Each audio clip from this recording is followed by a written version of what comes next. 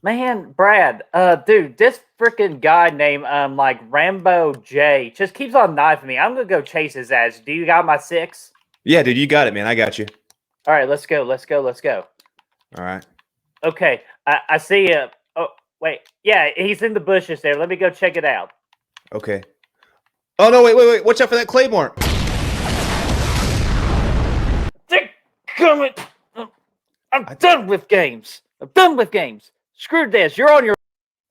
I told you, dude. These knifer guys, they love to freaking throw those claymores out. That way, dang it. You know, well, maybe come back later. We got to finish out this. Yeah.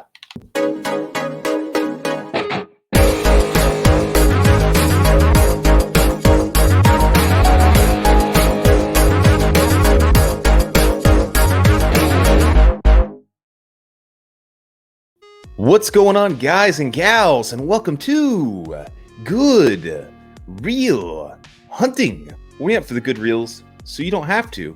We are up to Rambo for our Rambo Review Series at this point, which is Rambo 4, ladies and gentlemen. They just took the 4 off. We're excited. If you haven't seen our previous reviews, we'll put a link to those right over Brett's head over there, and you can check those out because they're pretty good. And guys, just to let y'all know too, we are doing this Rambo Review Series with the J-Man himself. He has been doing an excellent job with the Rambo Review Series as well. So head over to his channel, and a link to his Rambo 4 review will be shown in the top right corner. But I'm excited to talk about this one, Brett. I'm excited. Oh man, I'm excited too. I definitely know you're excited. I believe this is one of your favorites within the franchise. This one, it took me a while to get to liking it. Now I can probably say I officially like this film, and I'm ready to discuss why. I even got my Rambo hat here because again, the R with the red hat, the blood. Yeah, anyways, that's it. Yeah. So, man, what is Rambo even about? This Rambo 4. Well, Rambo's about, he's off on his own these days, and he's just living out in the woods. He's having a good time. He doesn't want to be bothered with anybody. He said, "It's not my problem. I don't want to be bothered with your problems. It's not mine. I'm not dealing with that." And then these people come back from the States, and they're trying to help out the people over there in Burma. And he's like, "No, that ain't your problem. Did you bring weapons? You ain't helping anything and all that." And he's like, he doesn't want to go. Eventually, they talk him into it. They go over there, and they end up tearing some shit up eventually. But there's a lot of fun rides on that ride, a lot of fun rides on that journey, I should say.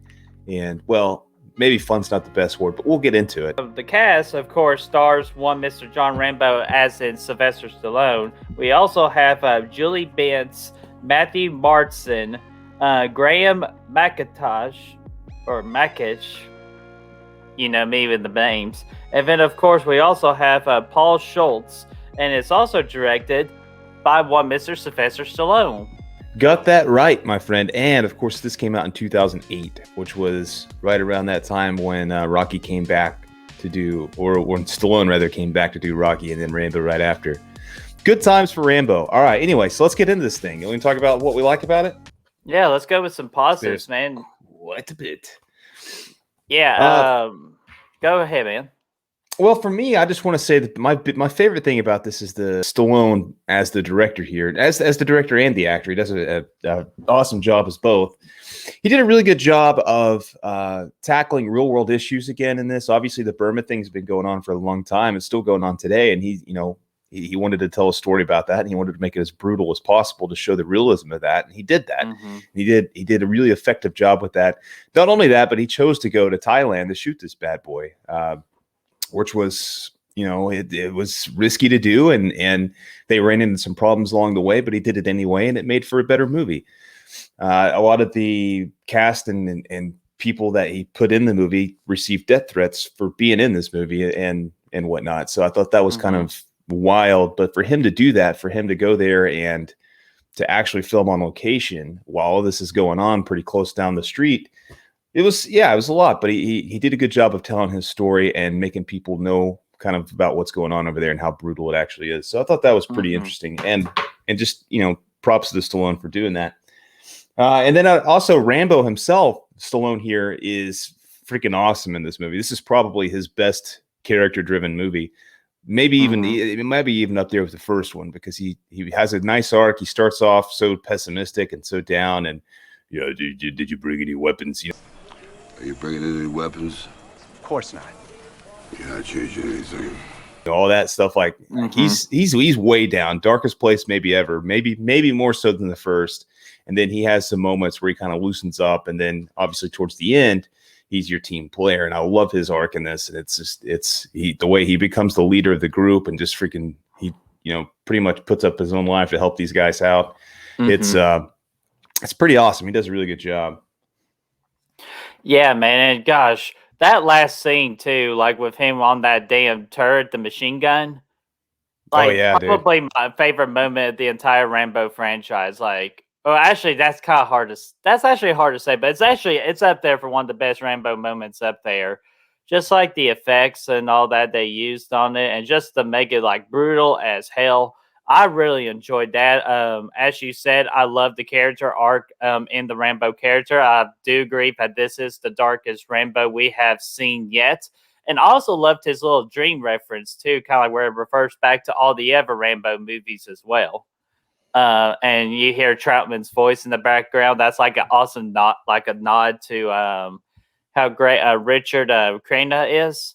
Yeah. And yeah, dude, like that's great. And I also love the sniper dude too. Schoolboy, they call him, for Matthew Marstein. Just to show how brutal the damn sniper rifle is, because like I've always been curious, like just how brutal that sniper rifle can be, especially with a big ass sniper that the dude was carrying. Yeah. I really enjoyed that, and those are really the only two characters I enjoyed in this movie. Right on. Well, I liked just kind of going back to Rambo, man. He was done so well in this thing. Like, this is kind of the same kind of arc they were going for, I guess, in the third movie. Whenever he doesn't want to get back involved with this stuff, he's just kind of living his life and whatnot. And then Troutman comes in and pretty much gets him to go back because he gets captured and whatnot. It's kind of the same story, but this is it's a much more darker take on it. And this is really what the third movie should have been. Like, it should have been this dark. It should have been this level, right? I cared. So we have this group of characters, this group of this ministry or whatever, going to help the people out in Burma, right? Yeah, we don't really know anything. Yeah, and we don't really know anything about them. We don't really care about them. Like, honestly, like, we're just, they're there, and they're a little bit annoying, right, when they first get introduced. But when they get captured, I care more about them getting captured than I did Troutman and the third one getting captured, and that's a problem because it's the way that they did it this time. It's much darker. You could feel it. It's gritty. It's scary, and it feels real. So whenever they get captured, they did such a good job of making that brutal. I'm like, oh gosh, okay, Rambo needs to go kick some ass. Whereas in the third one, I just never felt the impact of Troutman getting captured. It just never happened. So I thought they did a really good job with that whole sequence here whenever they get captured down in the village. And and man, like in the children getting thrown in the fire, getting actually shot, which, that's balls to the wall crazy. Which is realistic, man. That's he wanted to actually show.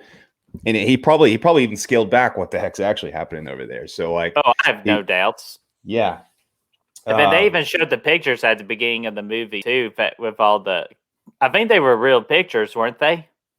Yeah. I'm sure they were. Yeah, I mean, like, damn, like, talk about. And then, of course, like, I'll actually give a positive to the bad guy. It's been a while since I gave a positive to the bad guy. I enjoyed the bad guy in this one on first watch. I wasn't too crazy on him, but then he like the second watch, I kind of get like why he's so bad. Like he's getting everybody around him to do all these terrible things, but he doesn't want to get involved in anything. He just likes to sit there with his sunglasses and his cigar and just watch, which is very damn sick. But and then of course Rambo gives him the ultimate death that we wanted. That brutal ass knife, dude, that was awesome to watch, and I do enjoy the villain in this movie. Yeah, the villain was good and he was effective because of the way he was built up with all these brutal scenes. Right, you don't see him actually saying anything really most of the time or anything like that. You just see the way that they are, and you see you towards the end of the movie, you have you sort of have hatred for him. So whenever Rambo freaking sticks that thing in there and disembowels his ass, you're like, hell yeah, he did. And it was awesome. And just kind of going back to Rambo, I just love the way that I know I kind of already. I just wanted to bring up the part where when he comes back, baby. whenever they're out there. You got the group, the mercenaries out there, and they're playing the mind game for the second time, where they let people loose on the minefield, and the mercenaries are like, oh man, there's nothing we can do here. They're all freaking dead. And then Rambo shows up with his damn arrows, and he just freaking tears shit up, dude. It was one of the coolest sequences in all of Rambo movies, with the damn bow and arrow, mind you. It was pretty badass,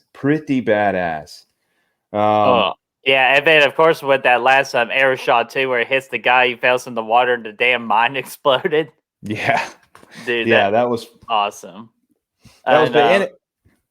That's one other thing I like here is they used a lot of practical effects for this movie in the action sequences. There's CGI here and there that you can tell, but for the most part, they did a lot of practical effects with the way they were doing the gunshots and everything like that. And it pays off. They're pretty brutal. Yeah, and you know what? I'll even throw out a little hidden positive, if you don't mind me, real quick. Go ahead. The trailer.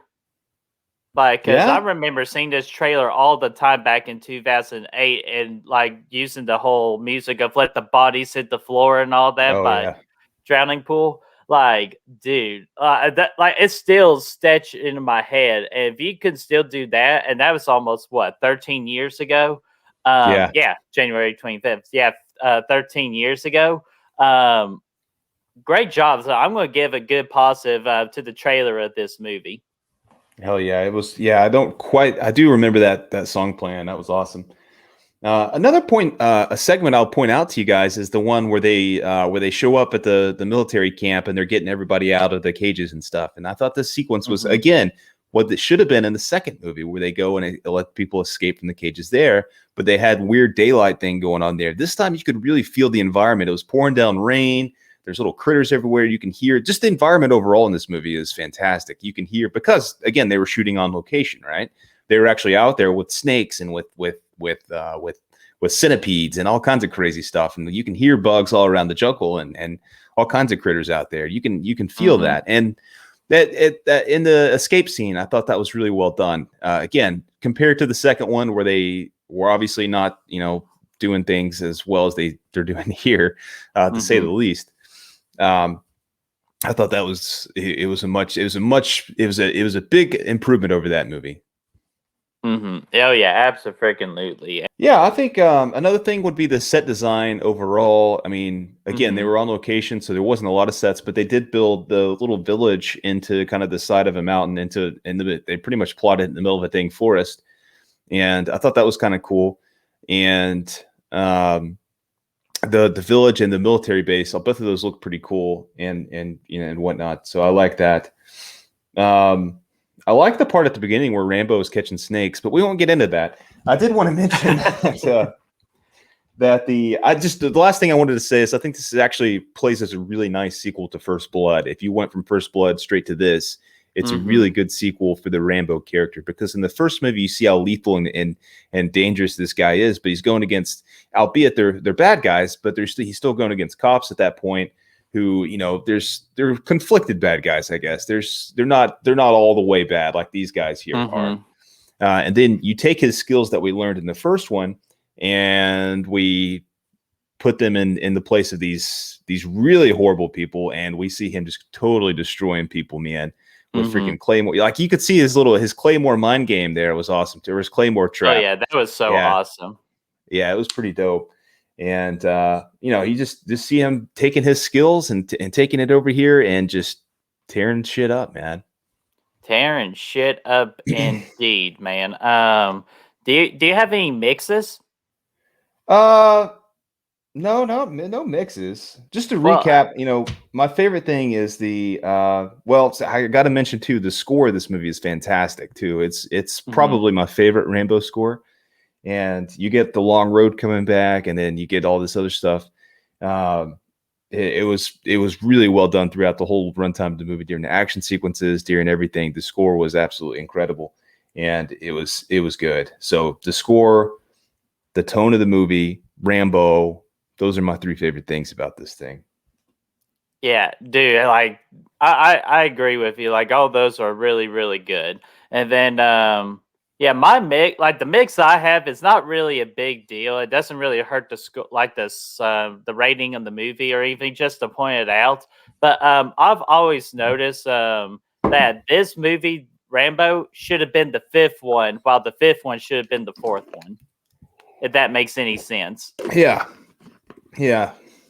Yeah, because but I understand why they didn't, and it's just because, and I'm sure we'll discuss it in the next review for The Last Blood, about Taken and all that, like coming out at the same time, being similar stories. So that's why they went with this particular story then. But that would have been my mix. Kind of like I agree with you that this also could even been the second one, or what the second one should have been. Versus kind of like the lighter tone seriousness versus just going full on serious. So I agree. I definitely agree with your statement on that. Yeah, I think there's elements in the second and third one that they kind of re-brought to the table here in this one, but they did it much better, much more effectively. So that was kind of cool. But yeah, that's I've heard that. I've thought about that a lot, about swapping those two out, and it makes sense to have this version of Rambo take place after the version of Rambo that we're left with in Last Blood. But I like the way this one ends though, with him going to his ranch, and it kind of ends exactly how the first one begins, where he's walking down the street. Yeah, exactly. I felt like the ending of this one should have been the ending of the third one. Yeah, so, it could have been. Like if it would have followed the blueprint that I kind of wanted, but but I wasn't as invested in Rambo in the third one, like as a character. This one, I totally was into his arc, going back home at the end, and just kind of deciding to just finally go back home after all these years. So the arc really made sense with this particular movie. Whereas in 2 and 3, he was an action hero. He wasn't a great character by any means, Yeah, that's true. But well, that was just just the little mix I had. Like, it's not a big deal. It's not going to hurt the rating of this movie for me. But I know what will be, and that will be in the negatives now. Other than Rambo and the sniper of Schoolboy, I really and the villain, I just really didn't care about anybody else. Like, either they annoyed me or they're just I just couldn't stand them. Like, I honestly couldn't. And I know I'm probably gonna get flap about it for not liking Sarah.